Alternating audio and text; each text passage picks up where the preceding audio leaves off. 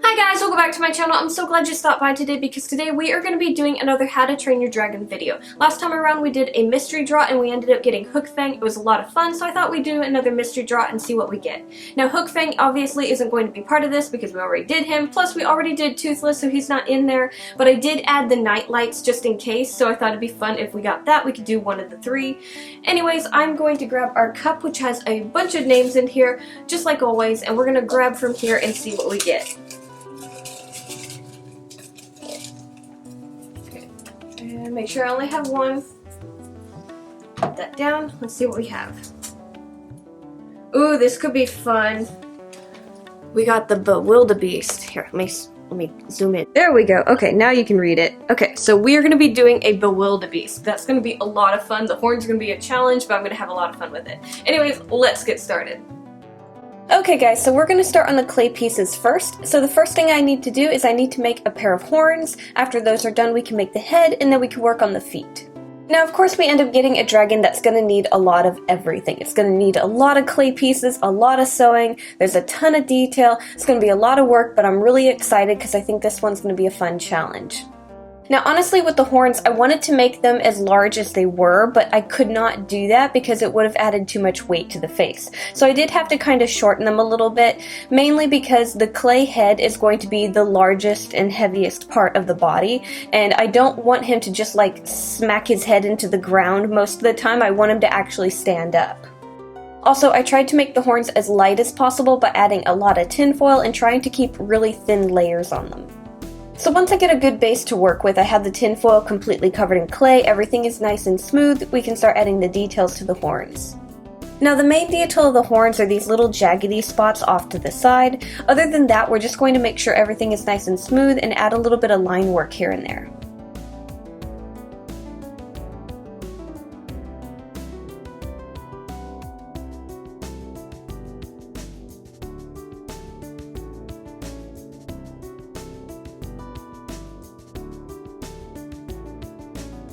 Once I have the detail and the texture added to both horns, I'm going to clean up the edges and we're going to bake these in the oven at 275 Fahrenheit for probably about 30-35 minutes.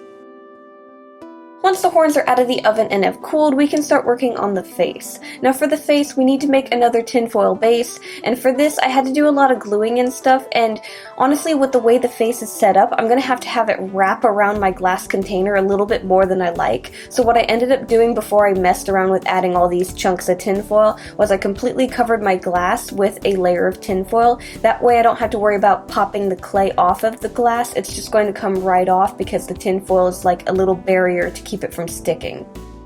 Honestly, if you guys have trouble removing your faces after you've baked them on your glass container, I recommend doing this. Just make sure that you wrap the tinfoil tight enough so your face doesn't slide around while you're sculpting it.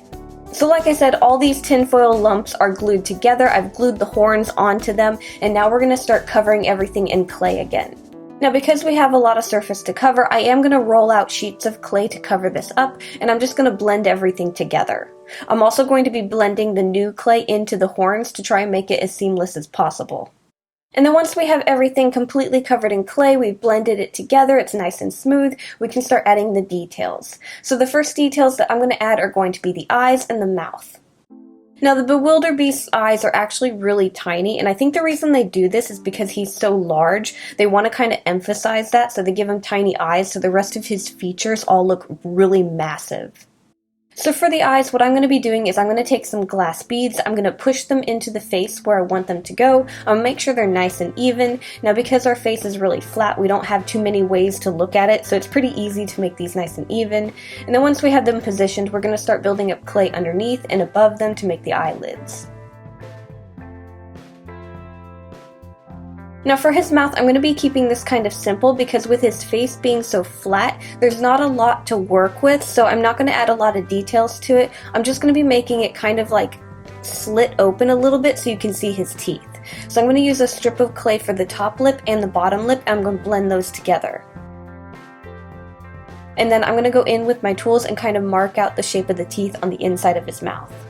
Also, his expression is kind of frowny, so I'm going to make sure that he doesn't look happy or anything. I want him to look kind of angry. Okay, now that we have his eyes done, his mouth done, and it doesn't look like he has a nose or even nostril holes, so we don't have to worry about that feature. So now we can start working on the textures and the scales of his face. Now, one thing that I like about the design of this dragon is he has this really cool mane, which looks like it's made out of like scales or something. I'm not going to call them horns or quills or anything because they're not sharp, they look more like scales to me. Now, the way that I want to do his mane is I'm going to make it mostly out of felt layers, but because some of it does travel down his face, we are going to have to make some of the scales out of clay. Now, the way that these scales are on his face, it looks like there's really tiny ones kind of around his facial features, and then they get larger as they go down the back of his head. So I'm going to kind of start with the really larger ones and start layering them towards the face and just kind of make them smaller and smaller as we get closer to the front of the face. And then he also has some of his scales that are kind of more like spikes, so I'm going to add a few of those between his eyes and off to the side of his face.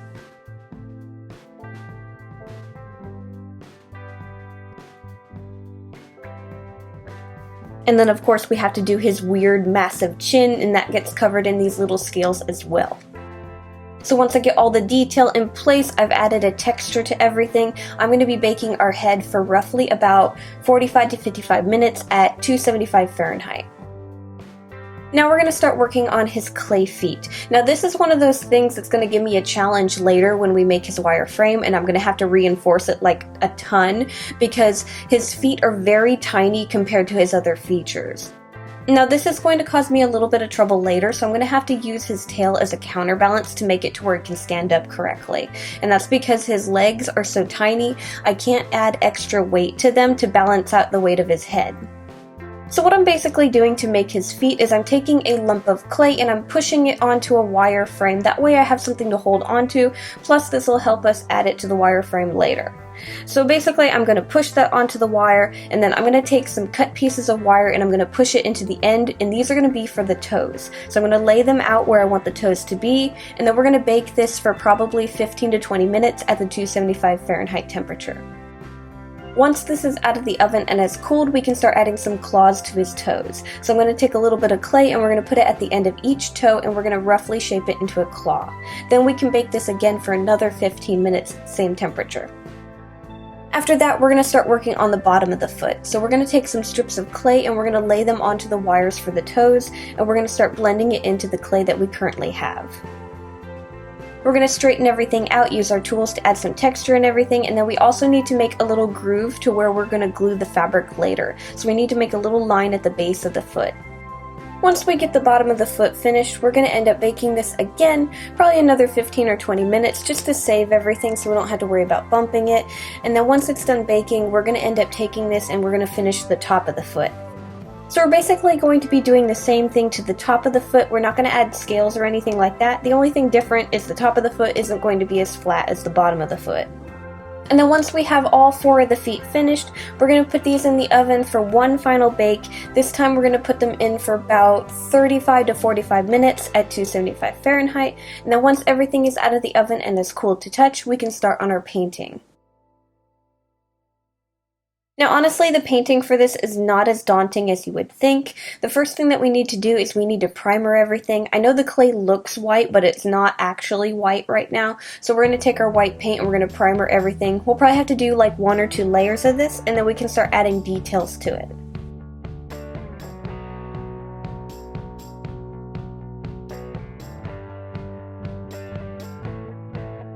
Once our white layer of paint has dried, we're going to start painting the horns. So for the horns, what we want to do is we want to make them look like the color of ivory, which is kind of like a stained white. So we're going to be going with a very pale kind of khaki color, and we're going to go over the horns completely with it, blend it into the white of the face, and then we can start adding some browns and stuff around the base to create kind of a shadowing, and then we can also darken the tips of the horns to make it look like they're worn. And then once we're done with the horns, we're going to start on those scales. So for the scales, I want them to fade from the white to kind of a brown to a black. So what I'm going to do is I'm going to start with my brown paint and I'm going to start going over all the scales. Now I'm not going to be blending a nice smooth gradients, I'm going to be kind of making it a messy blend. So I want it to be kind of speckled and stuff like that. I don't want it to look perfect or anything. So we're going to go over all the scales, everything that looks like a scale or a raised up bump with the brown, make sure to blend it in, and then after that's dried, we're going to go over that again with our black. So we're going to just cover up a little bit less of the scale, and we're going to blend our black into our brown.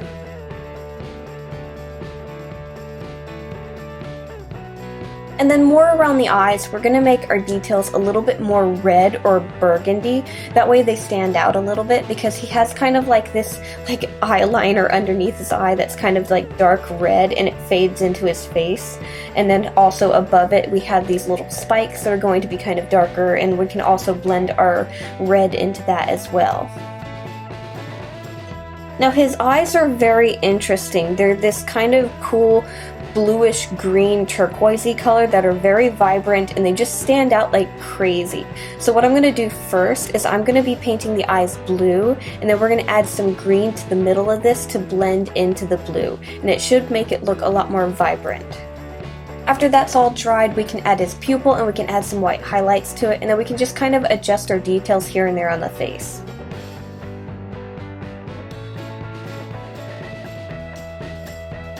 Okay, so I'm going to set his face off to the side to dry. I really like how it looks. Now we're going to start on his feet. So the painting for the feet is really simple. We're basically going to primer all of them white, make sure to get everything as white as possible, and then what we're going to do is we're going to kind of dirty up his toe tips. I don't want to go straight to my black and blend it into the white. I kind of want to have more of a gray effect, so that's the reason I'm going to be using grays first, and then we're just adding a little bit of black to it, and then of course I'm going to be painting the claws black as well.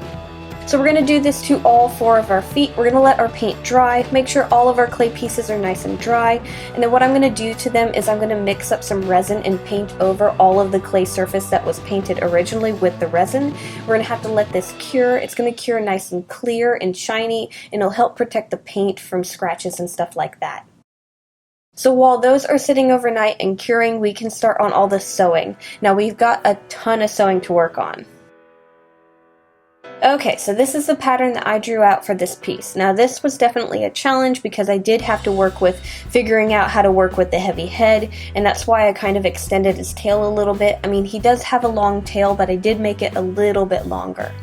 And then like I said, he has really tiny legs, and one thing you don't really notice with him right away, at least I didn't, was he actually has wings. They're more vestigial than anything else, and they kind of look like sails, but they are actually wings. So again, we have his main body piece, his legs, his wings, and then we also have a strip of fabric for his belly and his back. Okay, so the first sewing that we're going to do is actually going to be those wings. So I cut out the side pieces, these have the wings also on them, and then I cut out another set of wings for the back side. So what we're going to do is we're going to be pinning the 2 layers of wings together, sewing all the way around it. We're going to leave the bottom portion open, and we're going to flip it right side out after we're done sewing it together. We're going to do this to both sides of the body, and then afterwards what we're going to be doing is we're going to be sewing lines down the sides of the wings to make little grooves and like line work to it. For this I just used a very light graphite pencil, and I drew on my lines using a ruler. And we're just going to take our sewing machine and we're going to sew down these lines.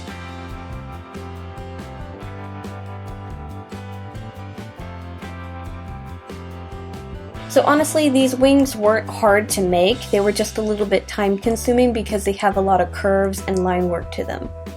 And then after we have the wings sewn together, we're going to take the 2 side pieces and the belly piece, and we're going to be sewing all of these together. So we're just sewing the belly piece right between this. And then the belly piece doesn't go all the way down the tail, so after we have the belly piece in place, we're going to pin the tail together and sew the bottom portion of the tail closed. Okay, so now what we're going to do is we're going to work on his back piece. Now this was one of those things that I was actually really excited for because I thought it'd be a lot of fun and it'd be a fun challenge to work on. So besides his weird scaly mane, he also has these cool like growth things going down his back and also down his tail. And there's roughly what looks like 3 layers of this. 1 large layer in the middle and then 2 smaller layers on each side of that. So I cut all of these different pieces out of felt, and what we're going to be doing first before we start putting everything together is we need to paint them. So we're going to be doing the same thing that we did to the little scales on the face. We're going to start out by adding brown to the ends of these, and we're going to blend it into the white, and then we're going to add black to the tips of them, and we're going to blend that into the brown. Also, you don't want to forget that you want to paint both sides of these. Except for the mane, you're welcome to only paint one because you'll only see one side. But with these, you're going to see both sides. So I'm going to get all of these painted. Now, of course, they're going to take quite a while to dry, but once they're done drying, we can start adding them to the back piece. The main pieces are going to be for later, of course, or I think that's actually the very last thing that we're going to do to the body, besides maybe adding some touch-ups of paint. So basically how I'm going to add these to the back of the dragon is I'm going to take our back piece and we're going to draw some lines where we're going to cut little slits. And then we're going to put this into that slit, pin it together, and we're going to sew it in place. Now this is going to be a lot easier if you just do one at a time, so I'm just going to be cutting the middle slit. We're going to sew this into place, and then we can do each side piece after that. And of course the larger ones go down the more middle of his back, and then the smaller pieces go down his tail. Now the reason this is divided into two pieces is not because it needed to be, it's because I was running out of fabric, so this is how it fit on the piece of fabric that I had. So now that these are done, I'm going to sew them together, but if you had a larger piece to work with, you don't have to have these separate, they can be already put together. Okay, so at this point we need our clay pieces, or at least the head for now. So I have a wireframe. It's pretty simple. The only thing that's majorly different about it is I reinforced the front half of it like crazy to deal with the weight of his head. So what we're going to do is we're going to take our wireframe and we're going to start adding things to it. So we're going to take the fabric body and we're going to slide it over the frame. Now we're not going to be doing the legs right now, but we do need to cut some little holes for them so the wires can go through. So we're going to slide those wires into place, and then we're going to take the clay head and we're going to be gluing this to the wire for the neck. And then once everything is hardened, we can start adding the fabric for the neck around the base of the neck. So we're just going to take that fabric for the neck and we're going to glue it around the base of the head, and then we're going to take the piece for the back and we're going to glue it to the back of the top of the head.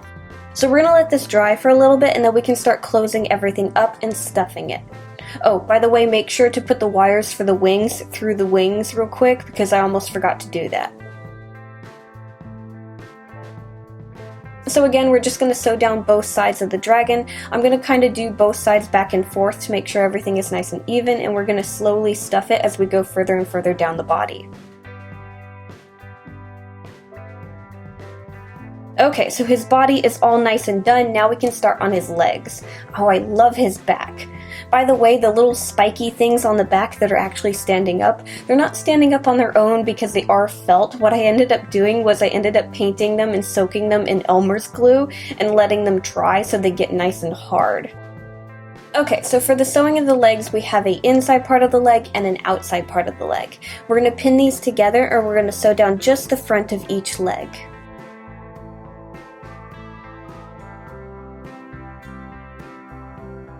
Then we're going to take the fabric for the leg and we're going to start sewing it onto the body. Now I've marked out where we need to sew it, so I'm just going to be following this line that's drawn onto the side of the body. So we're going to sew this all the way around, make sure the wire is in between all the fabric so that you have it inside of the leg, and then after you have all of your fabric for your legs in place, we can start adding the clay feet to the ends of the wires. So we're going to make sure that our clay legs are nice and secure on our wireframe, and then we're going to take the fabric for the legs and we're going to start gluing it around the base of the ankles and wrists.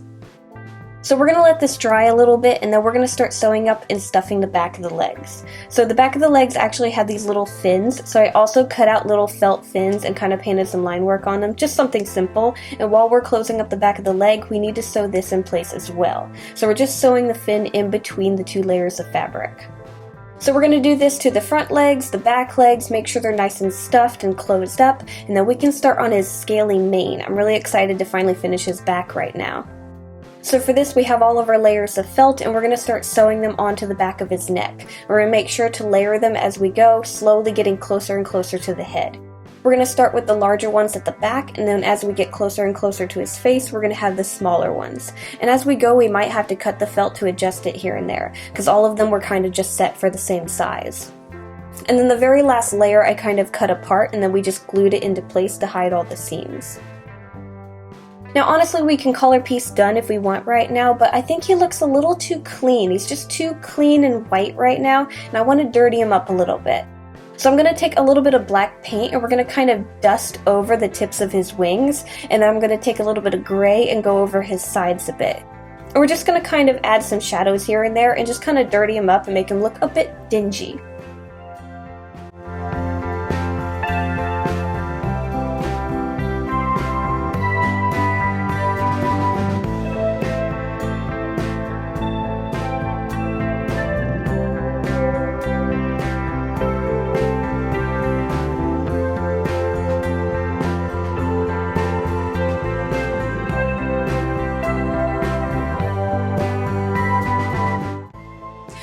Okay guys, and that's how I made the Bewildered Beast. I had so much fun with this project. This is the main reason I like doing these mystery challenges, because honestly I would not have picked him to do. He's very complex, but I really enjoyed the process, and I actually want to use a few techniques in my own designs, especially like the back scales and stuff like that. I had a lot of fun with it, and I want to try something new with it.